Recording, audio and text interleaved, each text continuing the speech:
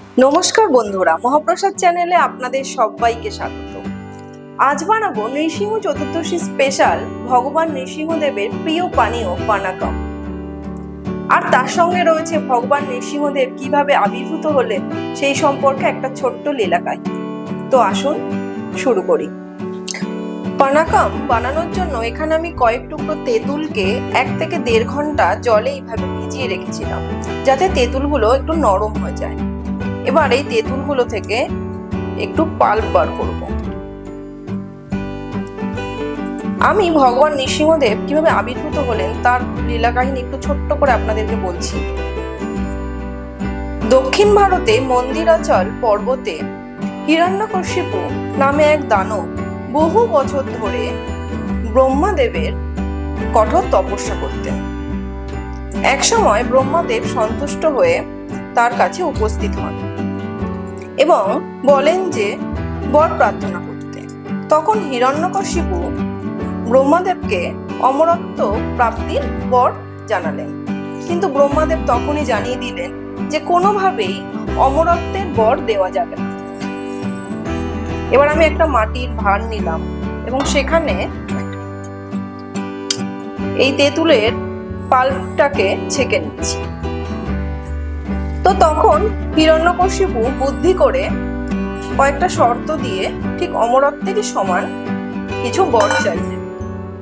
যেমন বললেন যে ঠিক আছে প্রভু, আপনি আমাকে এমন বর প্রদান করুন যাতে স্বর্গ মর্ত্য পাতাল কোথাও কেউ আমাকে হত্যা করতে না পারে, কোনো দেবতা দানব মানব এমনকি কোনো পশুও যেন আমাকে হত্যা করতে না পারে, আমাকে যেন কেউ রাতে বা দিনে কোনো সময়তেই মারতে না পারে, এমনকি ঘরেও আমাকে কেউ মারতে পারবে না, বাইরেও মারতে পারবে না, কোনো অস্ত্র বা শস্ত্র কোনো কিছু দিয়েই তাকে হত্যা করা যাবে না। এইরকম বুদ্ধি করে সে কিছু বর চাইলেন এবং আরো বললেন যে স্বর্গ মর্ত্য পাতাল কোনো জায়গাতেই তাকে মারা যাবে না। তো এইভাবে ব্রহ্মাদেব বললেন ঠিক আছে তথাস্তু। তো তারপর আমি এর মধ্যে কি দিচ্ছি, একটু আখের গুড় দিয়ে দিচ্ছি। দেখুন আমি আখের গুড়টাকে একটু ছোট ছোট টুকরো করে কেটে নিয়েছিলাম, সেটাকে দিয়ে দিচ্ছি।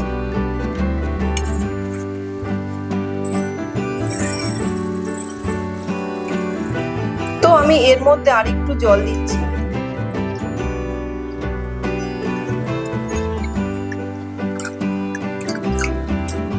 এবার এর মধ্যে একটা ছাঁকনি দিয়ে তার উপরে 1 চামচ গ্রেট করা আদা দিয়ে তার রসটা আমি একটু ভেতরে দিয়ে দিচ্ছি।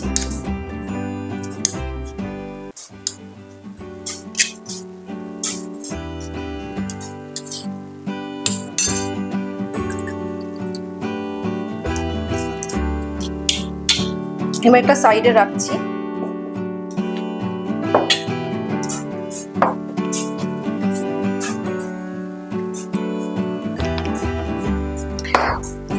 এই হামানদিস্তার মধ্যে আমি 2টো এলাচ আর কয়েকটা গোলমরিচকে নিয়ে থেতো করে নেব। তো কি হলো, হিরণ্যকশিপু তো সব বর পেয়ে গেল এবং খুব ক্ষমতাশালী হয়ে গেল, স্বর্গ মর্ত্য পাতাল প্রায় দখল করে নিয়েছে এবং দেবতারা তার ভয়ে স্বর্গচ্যুত হল। তো দেবতারা গিয়ে ভগবান বিষ্ণুর কাছে প্রার্থনা জানালেন। এদিকে বিষ্ণু ছিল হিরণ্যকশিপুর শত্রু, কারণ হিরণ্যকশিপুর ভাই হিরণ্যককে ভগবান বিষ্ণু বরাহ অবতারে এসে তাকে হত্যা করেছিল। সেই জন্য হিরণ্যকশিপু ভগবান বিষ্ণুর পুজো চারিদিকে বন্ধ করে দিল।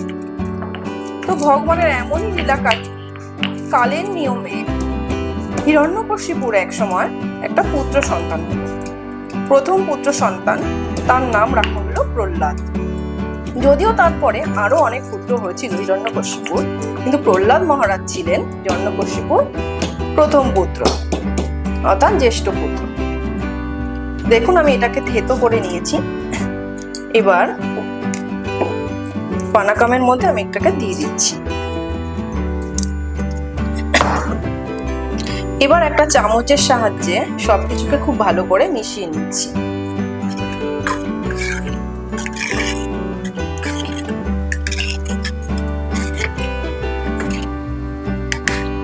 আর এর মাঝখানে আমি একটা তুলসী পাতা দিয়ে দিচ্ছি।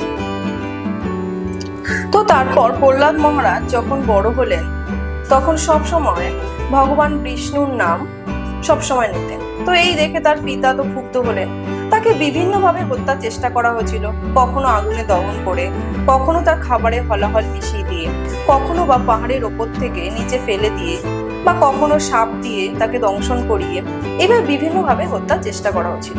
কিন্তু কোনোভাবেই প্রহ্লাদ মহারাজের কোনো ক্ষতি করতে তার পিতা পারেননি, কারণ প্রহ্লাদ মহারাজ ছিলেন ভগবান বিষ্ণুর পরম ভক্ত। তো একদিন এইভাবে হিরণ্যকশিপু প্রহ্লাদ মহারাজকে জিজ্ঞাসা করলেন যে কে কে তোমাকে রক্ষা করছে, কে আছে এখানে? তখন প্রহ্লাদ মহারাজ বললেন যে এখানে সব জায়গাতেই ভগবান বিষ্ণু আছেন। তো বলেন কোথায় বিষ্ণু, কোথায় বিষ্ণু? বলছে যে এখানেই বিষ্ণু আছেন। তো এই বলতে বলতে হিরণ্যকশিপু কি করলেন, যে প্রাসাদ ছিল তার প্রাসাদের প্রত্যেকটা পিলার ভাঙতে শুরু করলেন গদা দিয়ে। বললেন কোথায় বিষ্ণু, কোথায় বিষ্ণু? এই করতে করতে একটা পিলার ভাঙছেন, এই করতে করতে সব পিলার গুলো প্রায় ভেঙে ফেললেন, কিন্তু একটা পিলারকে আঘাত করে করে কোনোভাবেই ভাঙতে পারলেন না। তো কিছুক্ষণ বাদে সেই পিলার থেকে একটা আওয়াজ হয়ে, বিকট জোর একটা আওয়াজ হয়ে ভগবান নৃসিংহদেব অর্ধেক মানব এবং অর্ধেক সিংহরূপী যে অবতার তিনি আবির্ভূত হলেন, হয়ে হিরণ্যকশিপুকে বধ করলেন। কিভাবে বধ করলেন? হিরণ্যকশিপুকে কোলের ওপরে নিলেন এবং নখ দিয়ে তার পেট চিরে তাকে বধ করলেন। আর কোন সময় তাকে বধ করা হয়েছিল? তাকে দিনেও বধ করা হয়নি, রাতেও করা হয়নি, তাকে দিন আর রাতের সন্ধিক্ষণে বধ করা হয়েছিল, অর্থাৎ সন্ধ্যেবেলা। তো এইভাবেই ভগবান নৃসিংহদেব প্রহ্লাদ মহারাজকে রক্ষা করেছিলেন। তো বন্ধুরা, আজকে কেমন লাগলো আপনাদের এই নৃসিংহদেবের কাহিনী আমাকে প্লিজ জানাবেন। আর এই পানাকামের রেসিপি আপনারা বাড়িতে অবশ্যই নৃসিংহ চতুর্দশীতে বানাবেন, আর কেমন হলো আমাকে অবশ্যই কমেন্ট বক্সে কমেন্ট করে জানাবেন। আজকের মতো তাহলে এই পর্যন্তই, আবার চলে আসবো পরের পর্বে অন্য কোনো রেসিপি নিয়ে। ভালো লাগলে চ্যানেলটিকে সাবস্ক্রাইব করার অনুরোধ রইল। আজকের মতো তাহলে এই পর্যন্তই। হরে কৃষ্ণ।